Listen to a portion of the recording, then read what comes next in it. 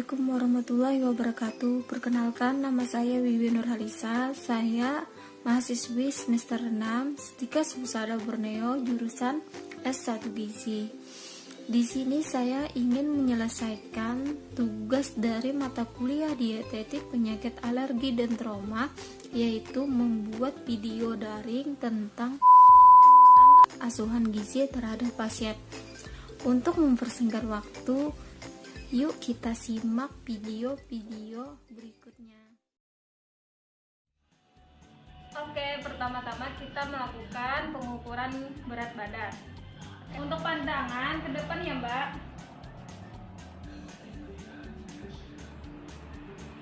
Oke, sudah Mbak, makasih.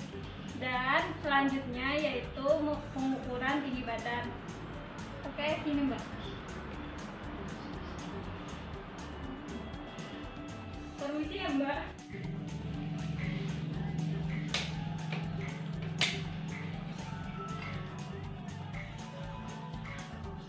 Oke.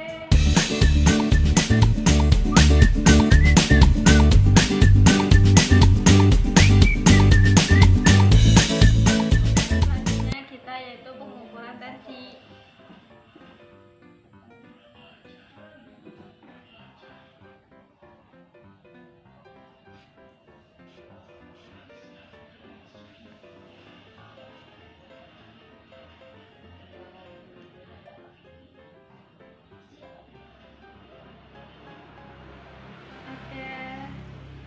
Hasil tensinya yaitu 110/60 ya Mbak.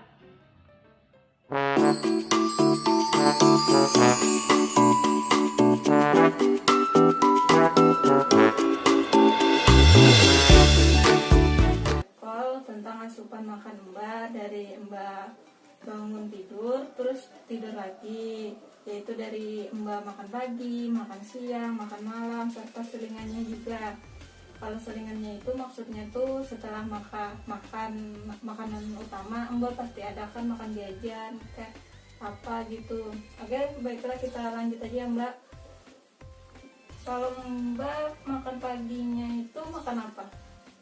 Paginya makan nasi putih. Nasi putih sama apa Mbak? Nasi putih sama telur dadar. Telur dadar, terus Sama itu pakai kerupuk udang. kerupuk udang. Untuk nasi putihnya itu sekitar berapa centong Mbak? 1 centong. 1 centong. Maaf, centongnya itu centong apa Mbak? Centong rice cooker kah atau Yang rice cooker. Oh, rice cooker ya. Untuk telurnya sendiri itu sekitar berapa biji atau setengah? Satu. Iya. Untuk kerupuknya? Kerupuknya 4. 4. Untuk selingannya mungkin nanti di akhir aja Mbak, saya gabungin. Terus untuk siangnya itu Mbak ada makan apa? Yang itu makan nasi putih juga. Nasi putih, Terus ayam goreng, terus sayur bayam. Terus untuk nasi putihnya itu sekitar berapa centong juga Mbak? Sama kayak pagi 1 centong. 1 centong. Terus cooker juga Juga sama. Untuk ayam gorengnya itu bagian apa Mbak? Paha. Terus untuk sayur bayamnya itu ada sayur apa aja? Pakai bayam, wortel, sama jagung. jagung. Jagungnya dipipil. Iya. Untuk sayur bayamnya itu berapa sendok sayur Mbak? 4 sendok sayur. 4 sendok sayur.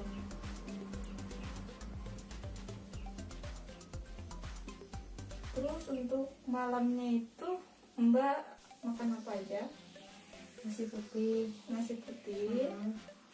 Terus tahu digoreng.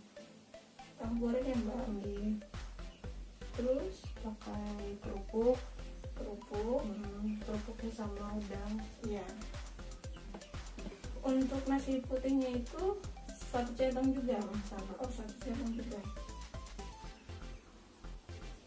Untuk tahu gorengnya itu berapa buah mbak? Dua. Ukurannya yang sedang atau yang kecil? Yang sedang. Kerupuk udangnya berapa biji mbak? Makanya 3. Terus untuk selingannya itu dari mbak pagi, selingan seperti buah, terus jajanan. Nah itu selingannya perkiraan mbak ada apa aja pas kemarin? Makan itu kemarin sayangnya jambu air. Itu berapa biji mbak? 5. 5. Yang sedang, yang kecil? Yang sedang. Terus ada apa lagi mbak? Terus ada jambu biji. Itu berapa buah? 1 aja. Untuk ukurannya yang sedang. Terus ada makan cemilan apa lagi kalau sore kah atau apa? Kerupuk udang ya. Berapa biji? 4. Terus ada lagi pisang apa itu mbak? Pisang mas. Iya. Berapa buah mbak? 2. Iya. Terus apa ada lagi? Pentol bakso goreng. Iya. Itu berapa biji mbak untuk pentolnya? 10 kalau nggak salah. Iya, 10 biji ya. 10 biji. Iya. Untuk ukuran pentolnya sendiri yang kecil, Yang sedang. yang sedang ya. Terus apa ada lagi mbak makan selingan dari pagi sampai malam gitu? Oh iya. Oke, sini saya akan menghitung nanti asupannya berapa untuk kali ini. Untuk sekiannya saya terima kasih ya mbak.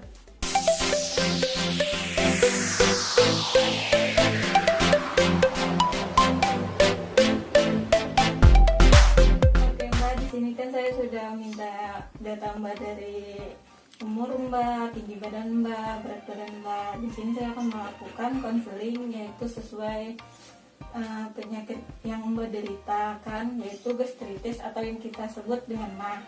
Di sini ada lempet. Untuk gastritis itu bisa juga kita sebut dengan MAG kan mbak. Itu pengertiannya suatu peradangan yang terjadi pada lapisan lambung. Untuk jenis-jenisnya itu ada akut, ada kronik. Sedangkan mbak ini gastritis kronik mbak. Soalnya lebih dari 6 bulan kan mbak ya. Untuk gejala-gejala gastritisnya sendiri itu ada nyeri ulu hati, mual, muntah, tekanan darah menurun, pusing, keringat dingin, nadi cepat, terkadang berat badan menurun, nafsu makan menurun, perut terasa kembung. Gejala-gejala tersebut kan mbak alami sendiri kan. Nah itu disebut dengan gejala-gejala gastritis. Sedangkan tujuan dietnya sendiri di sini kita yaitu meringankan beban kerja saluran pencernaan, membantu menetralisir kelebihan asam lambung, memberikan makanan dengan zat gizi adekuat dan tidak merangsang, mempercepat masa penyembuhan, memberikan nafsu makan, mengurangi makan makanan yang pedas dan berlemak, dan mengurangi gejala gastritis. Untuk syarat dietnya sendiri di sini ada kita memenuhi zat gizi makro yang sesuai kebutuhan mbak. Cara pengolahannya itu kan mbak suka yang digoreng-goreng itu dihindari dulu mbak. Kita di sini cara pengolahannya harus direbus, kukus, tumis gitu. Terus di sini syarat dietnya itu ada mengurangi mengkonsumsi makanan yang pedas dan berlemak. Sedangkan mbak sendiri kan suka yang pedas itu, ya itu harus dikurangi dulu mbak. Terus kita di sini menambahkan mengkonsumsi buah-buahan, tapi nggak terlalu banyak juga, yang sedang gitu. Terus ada sayuran yang tidak mengandung gas, makanan dalam bentuk lunak, porsi kecil dan diberikan sering, Mbak. Terus di sini ada juga makanan yang diharuskan serta yang dibatasi dan dihindari. Kalau contohnya dari makanan yang diharuskan dari sumber karbohidrat itu sendiri ada nasi tim, bubur, roti gandum dan lain-lain. Sedangkan daging itu daging yang tanpa lemak, Mbak. Ayam tanpa kulit, ikan, putih telur, susu rendah lemak. Terus untuk protein nabatinya itu ada tempe, tahu, kacang hijau, dan kedelai. Sedangkan sayuran yang tidak menimbulkan gas itu kan tadi ada di syarat diet, sayuran yang tidak mengandung gas itu tuh seperti bayam, buncis, labu kuning, labu siam, wortel, kacang panjang, tomat, dan lain-lain. Mbak nanti bisa baca sendiri, nanti ininya dikasih. Terus yang diharuskan ada buah-buahan atau sari buah, yang diharuskan juga garam, kecap, kunyit, dan lain-lain, santan encer.